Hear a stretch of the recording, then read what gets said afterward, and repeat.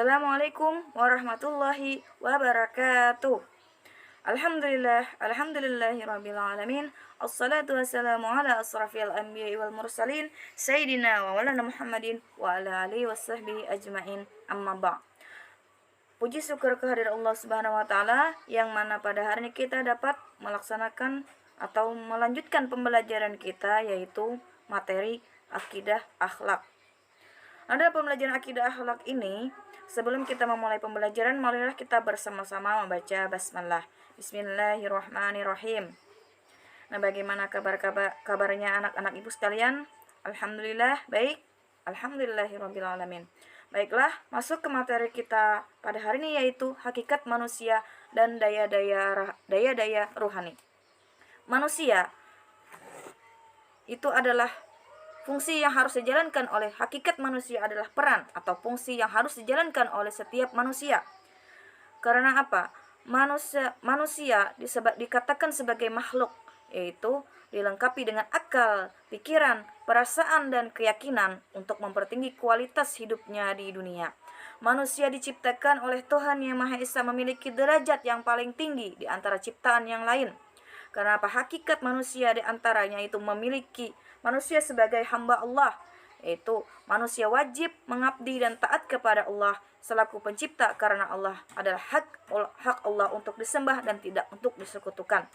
Dan manusia sebagai al-nas, yaitu konsepnya ini cenderung mengacu pada status manusia dan kaitannya dengan lingkungan masyarakat di sekitarnya.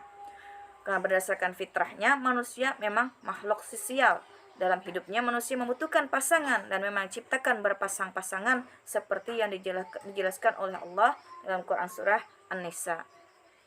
Selanjutnya manusia diciptakan sebagai khalifah. Sebagai khalifah Allah di bumi dijelaskan dalam surah Al-Baqarah ayat 30. Ingatlah ketika Tuhanmu berfirman kepada para malaikat, sesungguhnya aku hendak menjadikan seorang khalifah di muka bumi. Mereka berkata, mengapa engkau menjadikan khalifah di muka bumi? Itu orang yang akan membuat kerusakan dan menumpahkan darah. Padahal kami senantiasa bertasbih memuji engkau dan mensucikan engkau. Tuhan berfirman, sesungguhnya aku mengetahui apa yang kamu tidak ketahui. Dari ayat di atas dapat dijelaskan bahwa sebutan khalifah itu merupakan anugerah dari Allah kepada manusia, dan selanjutnya manusia diberikan beban untuk menjalankan fungsi khalifah tersebut sebagai amanah yang harus dipertanggungjawabkan. Selanjutnya manusia sebagai Adam. Manusia sebagai Bani Adam menunjukkan kepada berbagai keterangan dalam Al-Quran yang menjelaskan bahwa manusia adalah keturunan Adam dan bukan hasil dari evolusi dari makhluk lain seperti yang dikemukakan oleh Charles Darwin. Dan selanjutnya manusia sebagai al-insan. Di dalam Al-Quran mengacu pada potensi yang diberikan Tuhan kepadanya, yaitu adalah potensi antara lain itu adalah kemampuan berbicara, kemampuan menguasai ilmu pengetahuan melalui proses tertentu, dan lain-lainnya.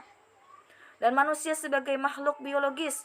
Nah, kenapa dikatakan makhluk biologis? Manusia terdiri atas unsur materi, manusia memiliki bentuk fisik berupa tubuh dan jiwa dan raga.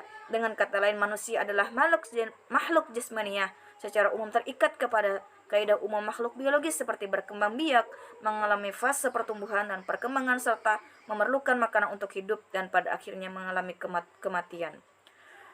Dan selanjutnya daya-daya rohani. Daya-daya rohani di sini disebutkan mengenal makna jiwa. Jadi kata al-nafs secara harfiah diterjemahkan sebagai diri, atau secara lebih sederhana diterjemahkan sebagai jiwa. Nah, kita diciptakan sebagai manusia memiliki jiwa, memiliki daya nafsu, memiliki daya berani, dan daya berpikir. Dan manusia juga diciptakan mengenal makna akal.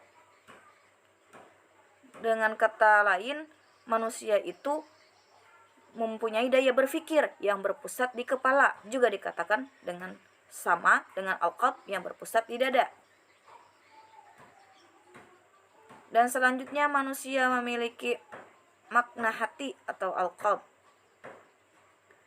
Hati sifatnya diisyaratkan oleh kata qalbu yang berakar dari kata kerja qalaba yang artinya membalik. Nah, maksudnya hati ini berfungsi untuk membolak-balik. Diibaratkan hati kita adalah sebuah gelas. Jika gelas ini kita isi dengan air,